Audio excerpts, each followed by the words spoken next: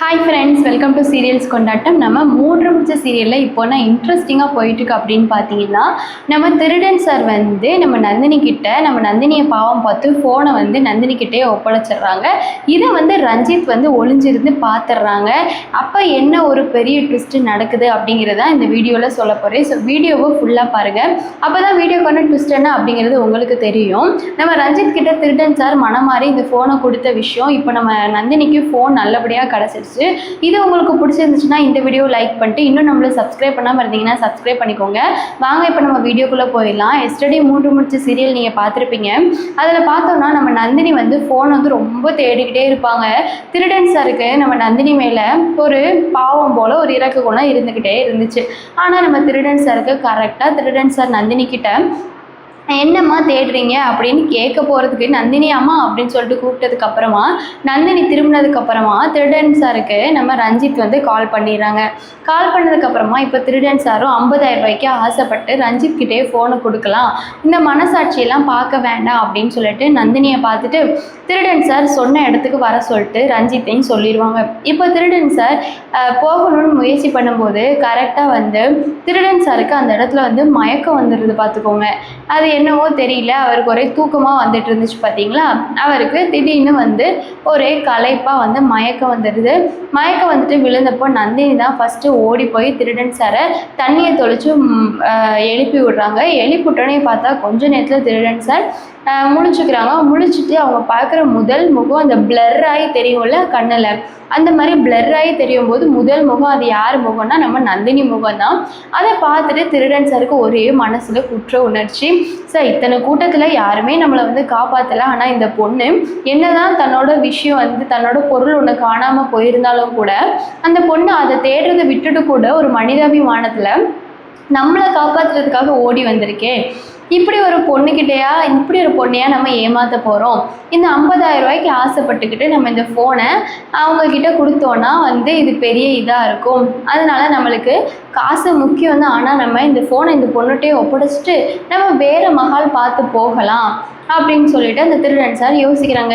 இன்னொரு விஷயம் என்ன யோசிக்கிறாங்கன்னா, இந்த ஃபோனில் ஏதோ ஒரு முக்கியமான ஒரு விஷயம் இருக்குது, ஒருவேளை இந்த பொண்ணு அதை கண்டுபிடிக்கிறதுக்கு கூட இந்த ஃபோனை தேடி போராடலாம்ல அப்படின்னு சொல்லிட்டு அந்த திருடன் சார் யோசிச்சுட்டு சரி ஓகே, நம்ம இந்த ஃபோனை இந்த பொண்ணுக்கிட்டே கொடுத்து வேணால் இந்த பொண்ணுக்கிட்டே இந்த 50,000 ரூபாய் அமௌண்ட்டு கேட்டு பார்ப்போம். இந்த பொண்ணு கொடுத்தா இந்த பொண்ணுக்கிட்டே கொடுத்துரும், அப்படி இல்லைன்னா அந்த பொண்ணு தர்றதை தரட்டும், நமக்கு வந்த வரைக்கும் லாபம்னு எடுத்துகிட்டு போகலாம். நம்ம பெருசாக எதுக்கும் ஆசைப்பட வேண்டாம்.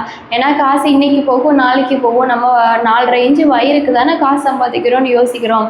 ஆனால் மனுஷங்களோட அந்த மனசை வந்து நம்ம இது பண்ணக்கூடாது. அதுவும் இந்த மாதிரி நல்ல பொண்ணு மனசை என்றைக்குமே கஷ்டப்படுத்தக்கூடாது.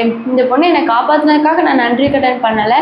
பொதுவாகவே இந்த பொண்ணோட கேரக்டர் எனக்கு ரொம்ப பிடிச்சனால நான் இந்த நன்றி கடனை இந்த பொண்ணுக்கு பண்ணியே ஆகணும் அப்படின்னு சொல்லிட்டு அந்த திருடன் சார் எந்திரிச்ச முகமே நந்தினியோட முகத்தை தான் பார்த்தாரு. பார்த்துட்டு நந்தினி கிட்ட, அம்மா நீங்கள் என்னமோ தேடிட்டு இருந்தீங்களம்மா, என்னம்மா தேடிட்டு இருந்தீங்கன்னு கேட்க நம்ம நந்தினி அப்படியே அழுகாத குறையா ரொம்ப மௌஞ்சி சோகமாச்சுட்டு, அதுவா சார், இந்த மாதிரி நான் ஒரு ஃபோன் வச்சுருந்தேன் சார், அதில் தான் சார் முக்கியமான ஒரு ஆதாரம் இருக்குது, அந்த ஆதாரம் இருந்தால் தான் சார் நான் வந்து சில கெட்டவங்களெல்லாம் வந்து கெட்டவங்க கிட்ட இருந்தெல்லாம் சில நல்லவங்களை காப்பாற்ற முடியும் சார், அப்படி ஆதாரம் தான் அது, அந்த ஆதாரம் உள்ளது தான் அந்த ஃபோனை காணோம் சார், அது வந்து தொலைஞ்சு போயிடுச்சு, எனக்கு அதை எப்படி தேடி கண்டுபிடிக்கிறேனே தெரில சார், ஆனால் நான் நம்பிக்கையோடு இருக்கேன் சார், எப்படி இருந்தாலும் இந்த ஃபோன் என் கையில் கிடச்சிரும் சார், ஏன்னா அந்த ஃபோன் கிடச்சாதான் சார் இங்கே எல்லாமே வந்து நல்லபடியாக அமையும், ஏன்னா அந்த ஃபோனில் தான் சார் ஒரு பொண்ணோட வாழ்க்கையே அடங்கியிருக்கு அப்படின்னு நம்ம நந்தினி சொல்லவும் அந்த திருடனுக்கு மனசு ரொம்பவே வந்து கஷ்டமாயி, அம்மா அந்த ஃபோனு தானேம்மா, இந்த ஃபோனான்னு பாருங்கள் அப்படின்னு சொல்லிட்டு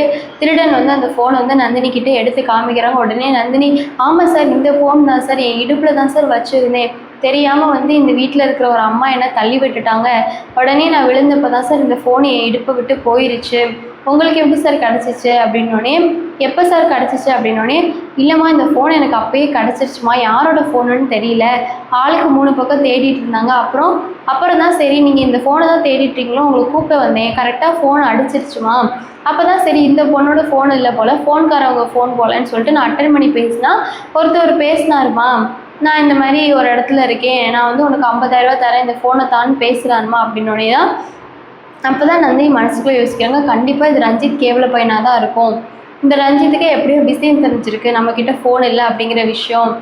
அந்த விஷயம் தெரிஞ்சு தான் இந்த ரஞ்சித் வந்து இப்படி முடிவு பண்ணி இந்த ஃபோனை வந்து அடித்து 50,000 ரூபா கொடுத்து இவங்ககிட்டேருந்து வாங்கலான்னு யோசிக்கிறாங்க அப்படின்னு.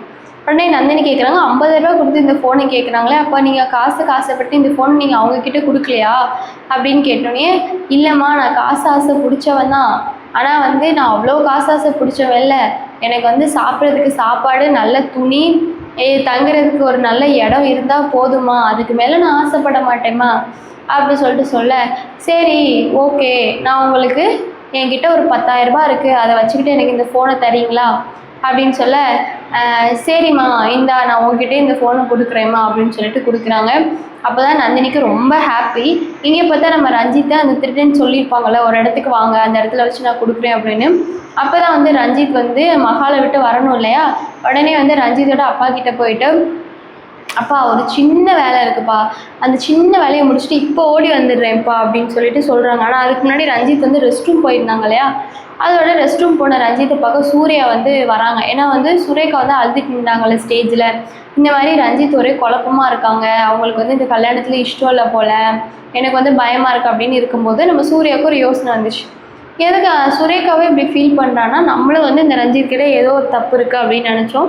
அதே மாதிரி சுரேகாவும் வந்து இப்படி ஃபீல் பண்ணுறா, இந்த ரஞ்சித் எங்கே தான் போனான், எங்கே தான் வந்து காணாமல் போகிறான், நிஜமாவே ரெஸ்ட் ரூம் தான் போயிருக்கானா இல்லை வேறு எங்கேயாச்சும் போயிருக்கானா அப்படின்னு சொல்லிட்டு ரஞ்சித்தை பார்க்குறதுக்காக வந்து சூர்யா சார் வந்து ரஞ்சித்தை கூப்பிட்றதுக்காக போகிறாங்க. போனால் வந்து ரஞ்சித் வந்து ரூமை பூட்டிக்கிட்டு தான் நிற்கிறாங்க. உடனே சூர்யா சார் கதவை தட்டுறனே ரஞ்சித், ஐயோ திரும்ப எவன் தான் கதவை தட்டுறான்னு தெரிலன்னு சொல்லிட்டு திரும்பி அதே டென்ஷனோட போய் திறக்க நம்ம சூர்யா சார், என்ன ரஞ்சித் ரொம்ப டென்ஷனோட கதவு திறக்கிற, என்னாச்சு அப்படின்னு கேட்டோன்னே, இல்லை சூர்யா அந்த ரெஸ்ட் ரூம் போயிட்டு வந்தேன்னா அதான் கொஞ்சம் டைம் ஆயிடுச்சு அப்படின்னு சொன்னேன்.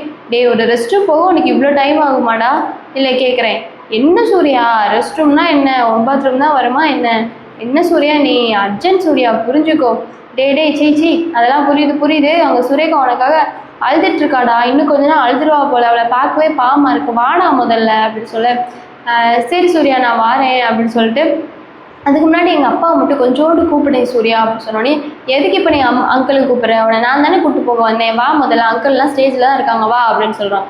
உடனே ரஞ்சித் வந்து, இல்லை நான் அப்பா கிட்ட ஒரு முக்கியமான விஷயம் பேசணும், நீ அப்பாவை கூப்பிடு அப்படின்னு சொன்னேன்.